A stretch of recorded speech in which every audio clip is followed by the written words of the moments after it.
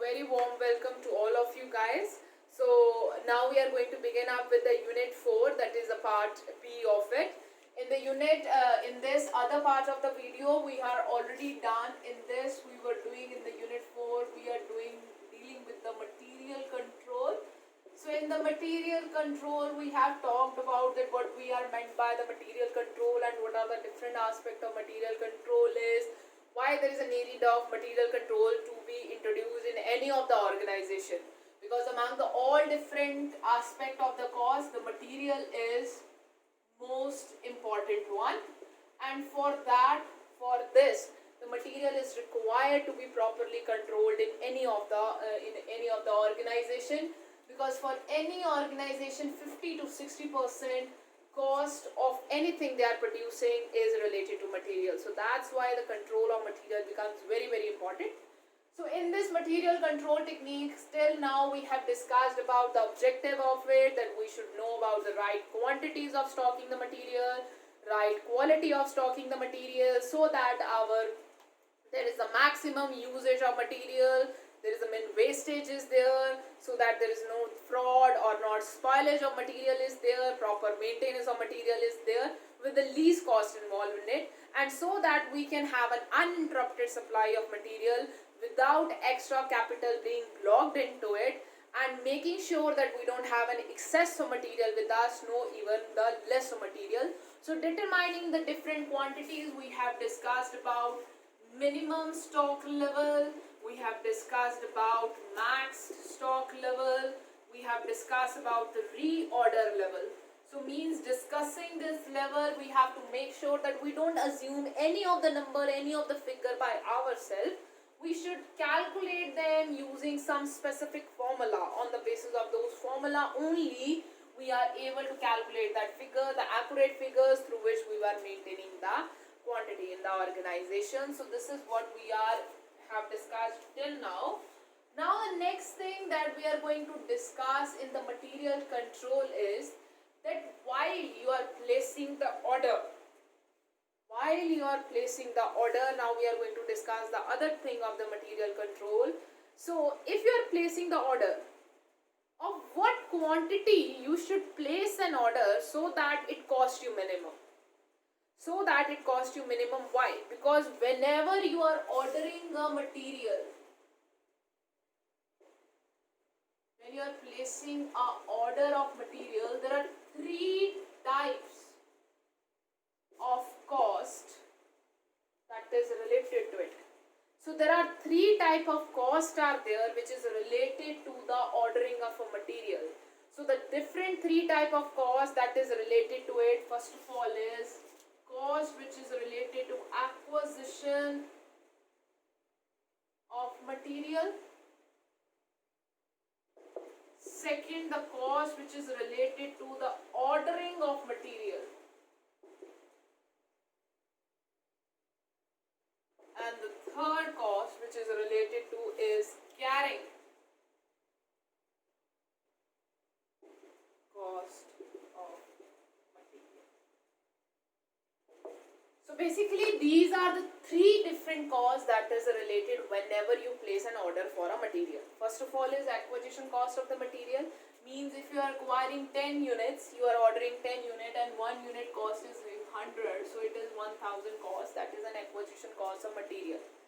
So means if you are ordering these many material, there is going to be an ordering cost. You might have a need to pay a traveling cost, you might have a need to pay a shipping cost also. So generally what we do when we are going for any kind of online shopping, we try to increase the amount of our order. Why? So that we can get a discount on that, so that our shipping cost is also saved. Your shipping cost is 50 rupees up to this quantity. If you will order more, the shipping cost will be 0 also. So this is what the thing is. So ordering cost is there, we had tried to maintain, and then is carrying cost that is related to the inventory storage. So these are the basically three type of costs that is related, and we have a need to place an order in such a way that all of these three costs are minimized for us. So for that there is a one technique to determine the economic order quantity. So we basically what we we want to estimate is the quantity of order we should place which minimize the cost which is associated with the material. So what we call it? We call it economic order quantity. We call it economic order quantity. So the ordering quantity of a material may be either large or may neither be lesser in volume. So whenever you are ordering the quantity, it should be an accurate one which lead to the least cost related or stocked in the inventory. So if you are placing a bulk purchases, order reduce the ordering cost of the material. If you are purchasing, I have already told you that there are three cost tabs.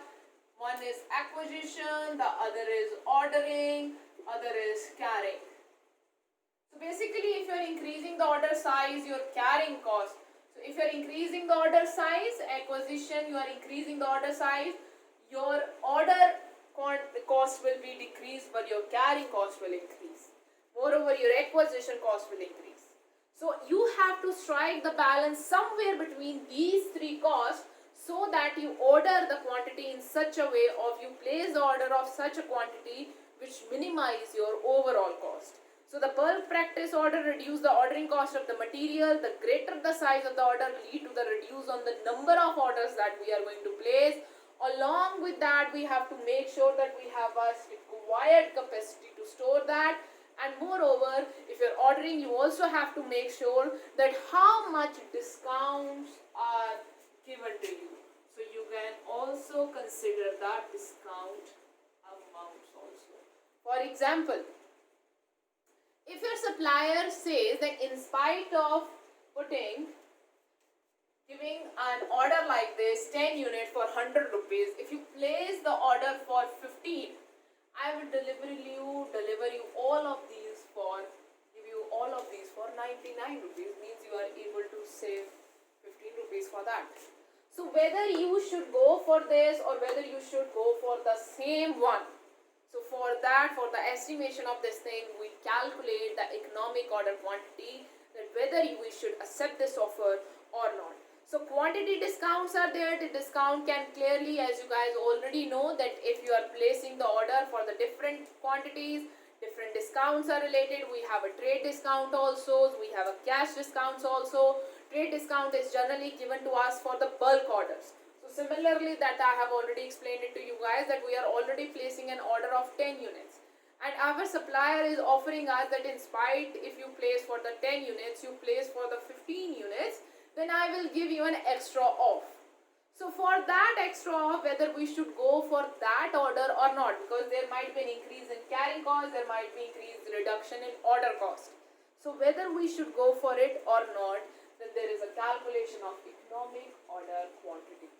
Generally, the economic order quantity EOQ, the short form of which is called EOQ, can be computed in a two-way. One is with the tabular method and the other way is with the help of a simple formula which we are going to perform, which is the more important one, that is given like this. So if you have to calculate the formula of EOQ, so the EOQ is a very simple formula, under root 2 CO divided by I. So this is basically how I write. In your book, it is written as 2AO divided by I. So in some of the books, it is given as a C also. In some of the book, it is given as an I also. So all of these figures represent a different cost that is associated with the order. The A represent acquisition cost. The O represent ordering cost, and the I represents carrying cost. So you guys have to remember this. Please have a look at it. Meanwhile, I also discuss the thing with you. So this is the formula that of EOQ is given to us, which is given as 2AO divided by I, where A represents our acquisition of material, that how much material we are going to acquire. O represents our ordering cost and I represents our carrying cost. So this is the formula that we are going to calculate the economic order quantity for the number of quantities or the number of different things or the details which is given to us, then how much order of a quantity we should specifically place. So let's begin with this question. Let's do a one simple question of EOQ, economic order quantity, and we will be solving it like this. So just a moment. Let's calculate the thing. So consumption, we are given with the consumption is 600. So means 600 units are to be produced or of raw material is going to be consumed in a year. Ordering cost, we are given with the ordering cost, that is rupees 12 per order. So means if you are placing one order, you have to pay 12 rupees an order ordering cost, and the carrying cost,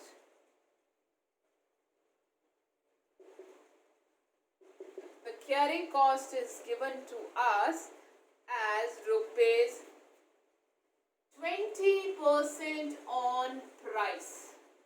So in this question, price must also be given.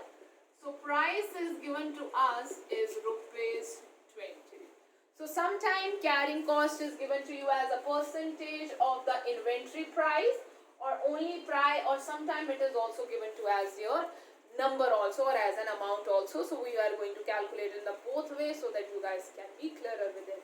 So we have to calculate the EOQ in this question, and along with that how many number of orders we have a need to place. So for the calculation of the EOQ, I have to put a formula 2A0 divided by 1, and this is the square root. So means for the calculation of this you require a calculator. So you are very allowed to use a calculator in the paper, so please do use it. So this is the 2 that is going to come like this. A is basically our consumption, that how much consumption or acquisition that we have a need to made in a year, that is 600. The ordering cost that we have is 12. Now I have to calculate the I. So here 20% will not come, here it will come 20% of rupees 20. So it comes as 4, which is given to us in the question. So you guys can calculate it like this. So when you will calculate it wholly, it will come as 60. So it will come as a 60 units. So means in a one order, you should place the order of 60 units. So every order should be of 60 units, and number of orders that you will have to place is 600 is the total units you require. One order will be of 60. So you will be placing 10 orders in a year. So this is how we calculate the EOQ, the simplest EOQ technique that we are following. You guys can see the consumption is given to us. The consumption is, or you guys can say it is acquisition, that how much of raw material we have need to acquire. O is representing the ordering cost and I is representing the carrying cost. In this question, the carrying cost is given to me 20% on the price. The price is given as 20. So of 20, you calculate the 20%, you get 4 of it. So you can fill up the particulars. You can use a calculator to calculate it. And the 60 is the units that you come as an acquisition. So the number of orders that I have to place is 600 divided by 60. So it comes as a 10 orders in a year. So I have a need to place a 10 orders in a year for the acquisition of 600 units. So this is the simplest sum to calculate the economic order quantity, the EOQ, which is a very, very important technique to calculate that every time how much order of units I should place so that it costs me least in the cost of ordering cost also, acquisition cost also, and carrying cost also. I hope so you guys are clear with it.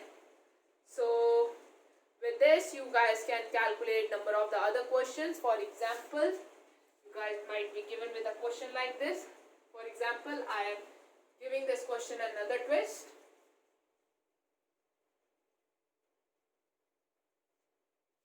So acquisition cost is given to you guys as a 600, ordering cost is rupees 12 per unit, and carrying cost is given to you as a rupees 10 per order.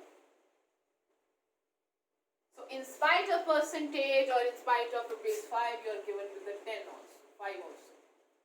So in this question, in spite of a percentage, total amount is given and the price is also given, for example over here 20. So in this case the amount is given, so we have no need to calculate it. You can just put it out in this formula to 612 divided by 5. So you will get the EOQ like this. In some of the question it will be like this, that you are given with all the things and carrying cost is given with a 20% only. You are not given with any price. So nor way you guys can calculate this 20% into a amount. So in this you guys will EOQ, you calculate it like this, 2AO divided by I. So now 2 into 100 into 12, sorry 600 it was, and then 20%, because now we can't compute it to numerics, so it will come with the percentage. So this is the simplest way through which you can compute any of an acquisition, or you guys can compute any of the EOQ formula. Economic order quantity. So economic order quantity, as I'm repeating again, if you place any of the order, you are to suffer from, or you are incurring the three costs. One is the acquisition cost, the second is the carrying cost, and the third is the ordering cost. And we have to place the order strategically in such a way that the cost that is incurred in all of these three is a minimum one. So this is how we are going to place the order. For that we have given with the formula 2A0 divided by Y, which will give us EOQ. Sorry, it will give us EOQ, economic order quantity, the order which we of minimum quantity that we should place, which will lead to the minimization of all these costs, where A represents the acquisition cost, O represents the ordering cost, and I represents the inventory cost. So all of these things must be given to you guys in the question, and with this you guys can compute the economic order quantity of any of our question. So why this is important to calculate the EOQ? EOQ is very important technique because it helps us to maintain the minimum amount of quantity, which help us to gain the maximum discounts from our supplier also, which also help us to maintain the different kind of level of stocks, placing the orders in strategical way which minimize our over cost which is related to the order. So this is how we calculate the EOQ. This is the first technique that one more technique that I have discussed with you guys, which is related to the calculation of the material control or material control analysis. Now the next thing of the material control which is given to us is just in time. So we are till now done with the material control, and in the material control we have till now discussed with different stock levels. The second thing that we have discussed is EOQ, and the third now we are discussing is just in time, which is also theoretical. This is a theory based technique. This doesn't have any kind of calculation in it, but this is a technique which was propounded by Toyota. So Toyota is a Japanese company, those who have come up with this technique just in time, and it's a very good technique mainly for the inventory management. It is for the inventory management technique, which this is a basic techniques of just in time which help us to minimize the cost involved in inventory. So this is what the technique is about. Just-in-time is a production and inventory control system in which material are purchased and units are produced only when they are needed to actually meet the customer requirement. So basically just-in-time is a technique of proper management. This is a very important technique of inventory management so that no extra cost is incurred. So what it want is, like we are want to carry out the production.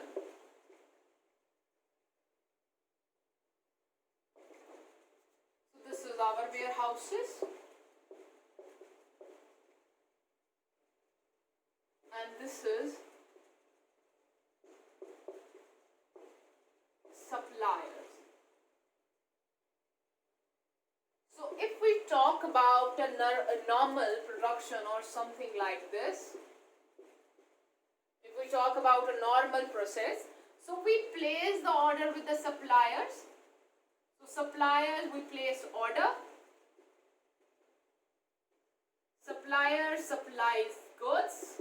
It goes to our warehouse. Then when we are need in production, we procure from here. So means right over here, I am incurring quite a cost in storage of goods. I have to pay a rent on warehouse also. I may have a need to pay the cost of storekeeper also, salaries of storekeeper also. I may have to hire a different staff in the warehouses also. So means I am incurring the cost of storing the material. What if I do that when I require to put the things in my production process, from the supplier godowns, only then the goods reaches to me. So means I will be able to mitigate this cost. This is what the just-in-time is. So just-in-time is the production or inventory control or material control techniques which presume that the material should reach to the organization or in the production process or reach to the factory only when it is about to be issued into the production process, so that there is a minimum storage cost, minimum carrying cost of material is there. So this is what the just-in-time technique is, which is propounded by the Toyota company, a Japanese company, which is a very famous company for the manufacturing of automobiles. They have come up with this technique of cost management to minimize the cost that has been related to their inventory, so that overall impact of it on their production. When a company be using just-in-time manufacturing and inventory control system, they purchase material and produces unit only when they are requiring it, and the material reaches to them only when they require it, so that there is no waiting time is there is no storage time is there, and overall cost is reduced.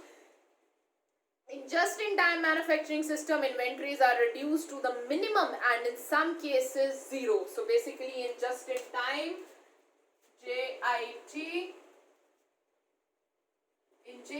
technique, the inventory level that we are keeping is zero or very minimum. So very minimum level or very zero level of inventories we are keeping, so that we can reduce the overall cost that is being incurred or expand on the inventory management.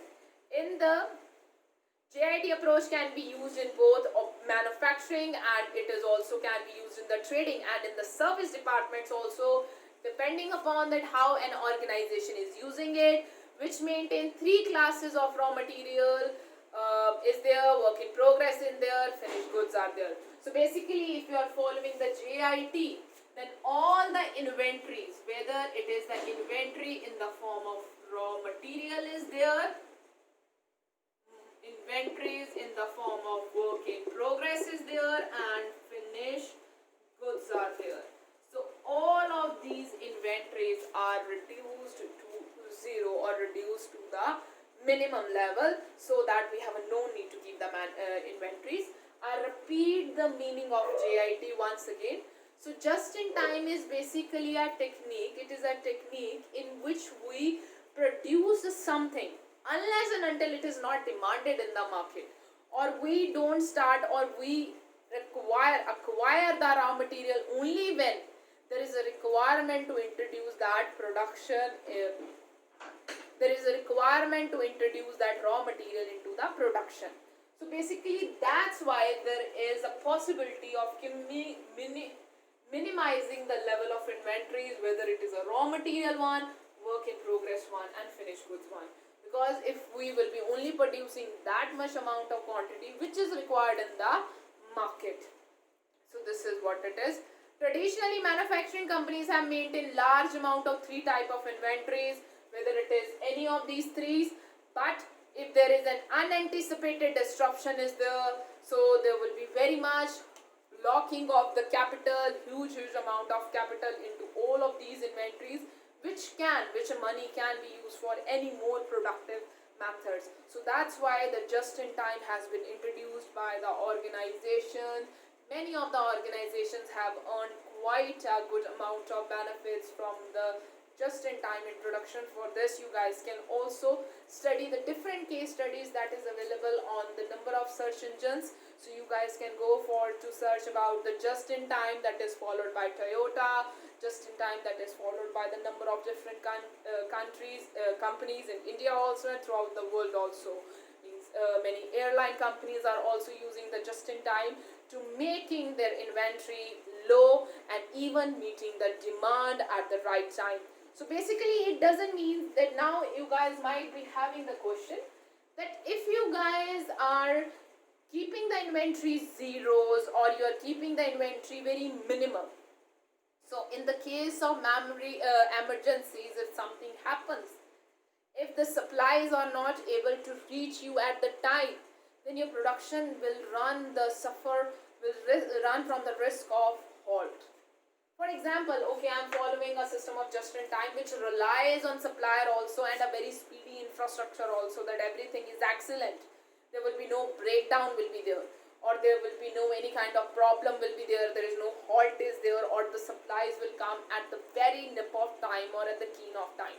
But if this does not happen due to any of the problem of the emergency may come, so for that organization may keep a buffer stock also. So they may keep a buffer stock, or they may keep any kind of emergency stock with them, so that they can minimize this problem also that is there.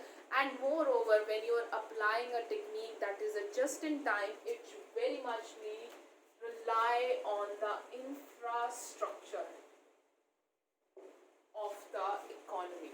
So means the application of technique like just in time in India may be a difficult one as compared to the application of the technique just in time in the economies like Japan's are there, America's are there, and other developed economies are there, where everything works so smooth. So basically for the working of a just in time system, you require a very well developed infrastructure, whether it is a communication infrastructure, road infrastructure is there. Moreover, there is also very good communication, or you guys can say strong relations is required with the supplier firms also, so that they also don't suffer any kind of problem and they are able to meet your demands on the time also. So work in progress inventories are maintained in case a working station is unable to operate due to the breakdown or other reason. Finished good inventories are maintained to accommodate the unanticipated fluctuations also. So for example, I have already told you that for the countries like India, where such infrastructure is not available, such smoothness in the working of the organization or all the aspect of the circuit can't be shown. So for that you can keep the work in buffer stocks also. So the buffer stock of raw material can be maintained, so that if there is any unexpected breakage come between the communication between you and supplier, anything happens, for example in the form of strike with the suppliers in the supplier organization, and may not be able to supply to you in the required time. So for that you may have a buffer stock of finished raw material to meet your production requirement. Moreover, you may keep a buffer stock of finished goods also, so that if any case you come with any kind of opportunity, unanticipated opportunity that comes in between you and you don't want to let go from your hand, so for that you may also keep a somewhat buffer stock of raw material finished goods also, so that you can meet any kind of unanticipated needs also. So under ideal condition, a company operating on just-in-time manufacturing system would purchase only enough material each day to meet the day needs. So basically in the just in time under the very very idle condition. So here we are working under the idle condition, where I have already told you that if you want that just in time system flourish, your organization flourish in just in time, then the conditions or the infrastructure has to be very idle. So under the idle condition, under the just in time, the organization which is working, so we maintain the material just to meet the need of one day. So we maintain the needs to just to meet the material of one day. So for every next day the supplies will come freshly, so that there is no need to maintain the inventories of any of the kind, or minimum inventories are there. Moreover, the companies would have no goods still in processes at the end of the day, and all the goods completed during the day would have been shipped immediately to the market. So keeping very minimum or even zero inventories over there. So this is what the process of just in time is. Moreover, the main benefit of the just in time that is there is the fund that were tied up in inventories can be used for any other things. The area that was previously, for example, used, for example, warehouses we may have a separate department that is dealing in the inventory only. So if you are keeping these inventory at the lowest level, the places can be used for any other process in which they are more productive, and throughput time can be reduced, and moreover the overall cost of our production can be reduced. So this is what the advantages of just in time offers. But on the same side, if we see the disadvantages of the just in time, then the just in time also have a very disadvantages that we have already discussed, that the just in time works in a very idle kinds of situation. So in which the infrastructure is very clear, in which the infrastructure that is available to us is very good, without any kind of communication gaps is there, road system is very correctly road system are very correctly made, any kind of traffic jams that is not possible. So that's why it can only work in the economies where the infrastructure is very strong.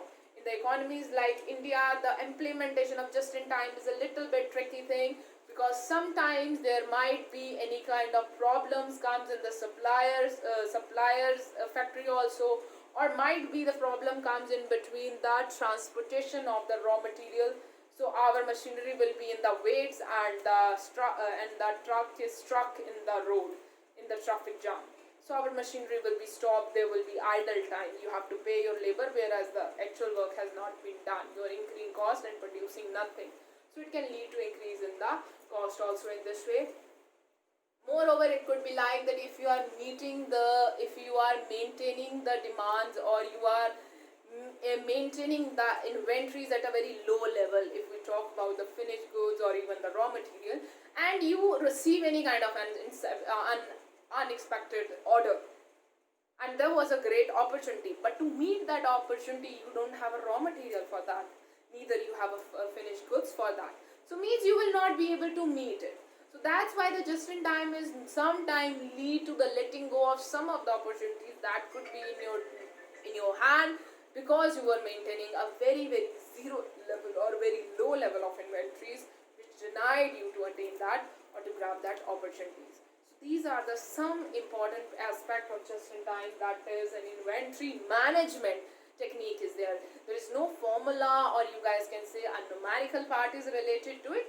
For every organization, they can compute the just in time depending upon the analysis of that how much quantities of raw material they require in a day, how much time does the quantity or the raw material reaches from the suppliers to their factory units, and how much time that they can deliver the quantities from one day to the market also. So by this, every organization can judge the quantities they require for the one day, and they can maintain the demand of supply of the quantities in this way.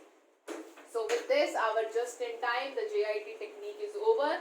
So the next technique that is there is the ABC analysis. So ABC analysis is also a very very important technique that we generally used in the inventory management.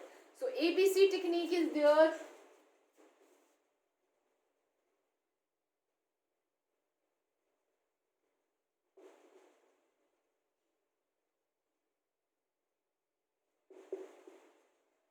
time we are not talking about activity-based costing. I'm not here talking about activity-based costing.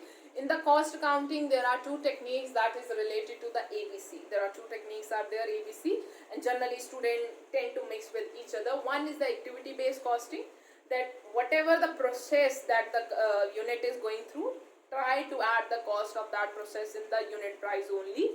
But this is the ABC analysis, or ABC, you guys can say it is technique of material control. So basically, this technique say that in every organization there are three type of materials or three type of raw materials are there. That can be categorized into three categories, that is A, B and C. So this is what this technique is about.